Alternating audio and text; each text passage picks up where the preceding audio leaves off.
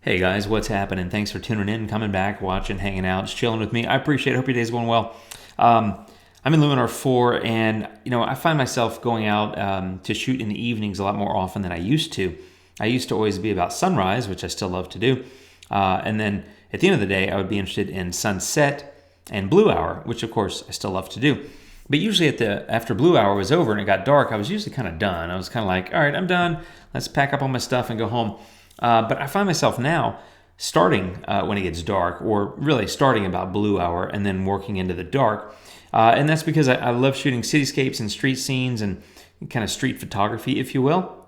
But also, of course, my taste have just kind of changed a little bit. And what I find myself doing is I go out with my camera and a single prime lens, and that's it. And so it's really freeing, like no tripod or anything like that. So I'm shooting handheld. I feel like I can just walk around, quickly fire shots, and just kind of capture things.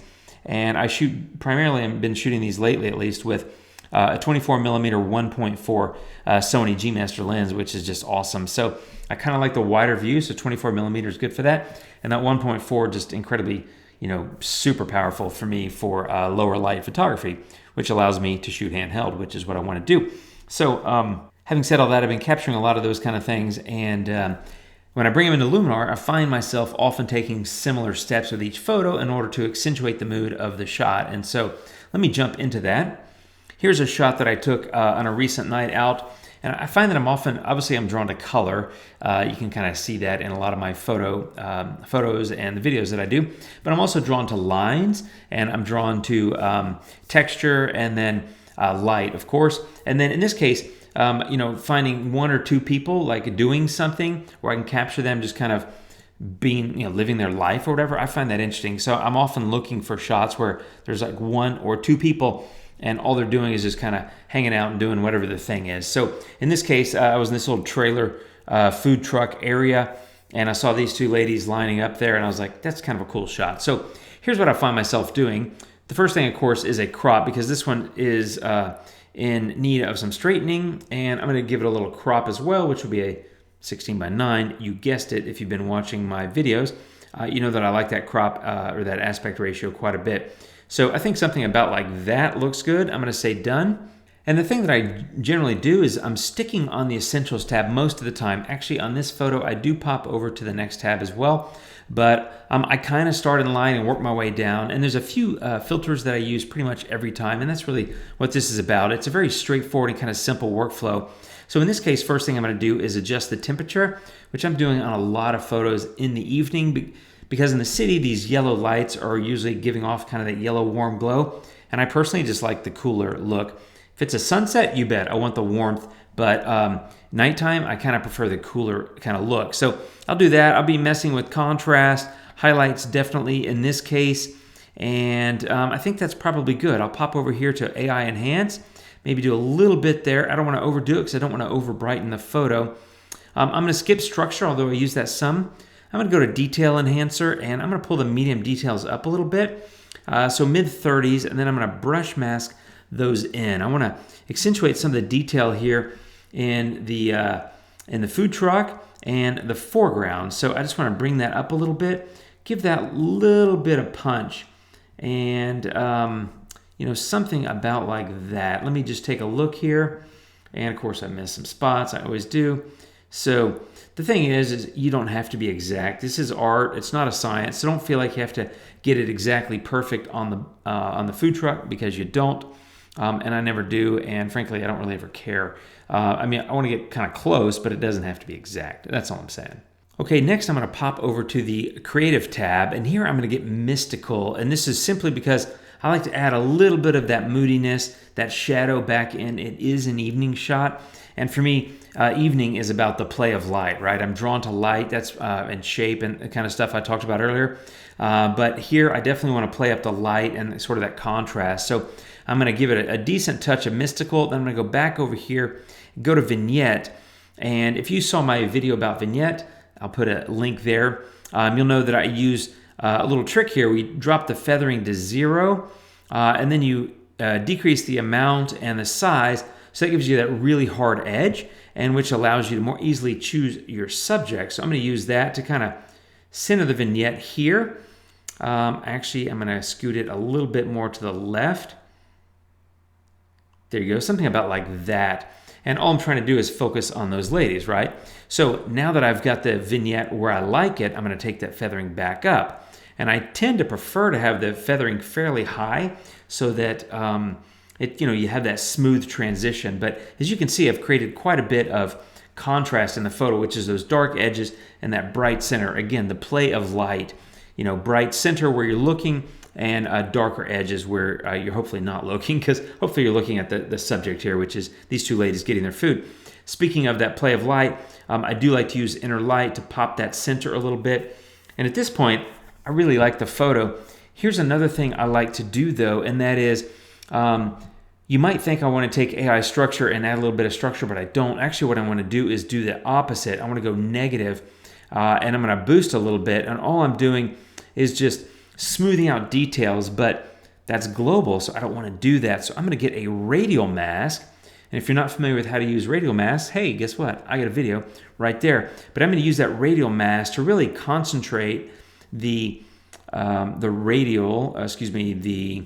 negative AI structure just on those outer edges. So it's kind of hard for me to talk and try to draw this shape at the same time, but that's what I'm trying to do. Oops. Let me straighten that out a little bit, kind of going haywire. There we go. Let me look at this. Now, you'll see this negative structure is applying outside of the radial, and so sometimes it's good to leave that on while you're doing this, just to get a better idea of kind of what this looks like. And then I'll do something like that. So I think that looks pretty good. All I'm doing is basically softening up the outer edges of the frame in order to allow you, hopefully, to draw your eye a little bit further into the center of the frame. So the AI structure, drag negative, which is something I use a lot in skies and water to smooth them out, is also here being used to soften up the outer edges. It creates a little bit of moody, foggy, what's the word? I don't know, just moody. It almost looks a little bit foggy to me, where, it's just really smooth and the details are missing. And I think, generally speaking, your eye is going to avoid those areas. And so that's really the workflow. That's what I find myself doing. And if you look at the before and after, you can see it's a very different photo. I mean, the before was bright, kind of like hello. And, don't forget we cropped it and straightened it as well. But I think now we've got a much better tones, much better contrast, much more focus of light. And I just really like the interplay of that. So I'm going to show you one more photo where I did very similar things. Okay, so here's another photo. There's the before, the light tool, which, as you probably know, you can't turn that one off on the base layer. So there it is, the before and then after light. Same kind of thing. Temperature, some contrast, took down highlights. In this case, I bumped the shadows a little bit, but I felt like I needed to do that. So again, street scene at night. There's the before and the after. And the next thing I did is go to AI Enhance, and let me just turn that on for you. And here's something I did. I did the same thing with the radial mask. So let me just show you. I'll say brush, and I'll show you the mask. And in this case, I used AI accent across the entire photo and then applied a radial mask, but I did not invert it. And so the radial mask, I just stuck it right there. All I'm doing is saying, hey, I want to apply AI Enhance just to that center area. And that allowed me to just basically pop that center. It's kind of like using inner light in Vignette. So one more time. There's before, AI Enhance. Just look at this center here where this gentleman's walking by the tattoo shop, and after. A little bit of a kick there, and I could even do a little bit more if I wanted to, just to kind of brighten that center, because that really is the subject of the photo, and I'm trying to draw your attention to it. Okay, next was Detail and Enhancer, and this was where I just bumped up the medium details, and then I went into the brush mask, and I just painted them in, just as I did in the previous photo. I just painted them in there, and I might paint a little bit more over here, just to add a little more detail to that part of the building. But again, just trying to drive the attention of the viewer into that piece of the frame there. So that was Detail Enhancer. And then, of course, last thing was Vignette. So let me turn that on, and you can see I really focused in on the center of the frame. Well, a little bit off center, but basically I felt like I love the look of the shop and the motorcycle and Jeep sitting there in the otherwise kind of empty street. And I was kind of just waiting, and then I saw this gentleman coming, and I was like, that's perfect, that's what I need. So I got a few shots of the building and the empty street, but I just needed a subject. And so I find myself doing that sometimes where I'm kind of waiting for a few minutes for someone to show up, and he was just kind of casually strolling. And so I was just standing there acting like I was shooting the building, and usually people they walk through and then they're like, sorry. And I'm like, don't say you're sorry, you're in my photo. But that was, I think, what made the photo. So one more time, without vignette and with. And the overall look, there's the before and the after, and the sliding thing here will show you the before and after. The only other thing I would do here is the AI structure trick that I did on the previous one, where I soften up some of the details. But the truth is, on the left side, it's so dark, I don't know that it matters a whole lot. But that's really my workflow on how I generally edit these kind of night in the city kind of shots. It's just fun to do. It's one of my favorite subjects. I could honestly wander the streets of a city for hours on end at night. It's just kind of become a thing that I love to do. So that's how I edit the photos. I do appreciate you watching, my friends. Thank you very much. If you haven't yet subscribed, please do. Give me a thumbs up. Let YouTube know you liked it. Leave a comment. Let me know what you think about it. And thanks for watching. I appreciate it. Have a great day. Take care, and I'll see you soon. And adios.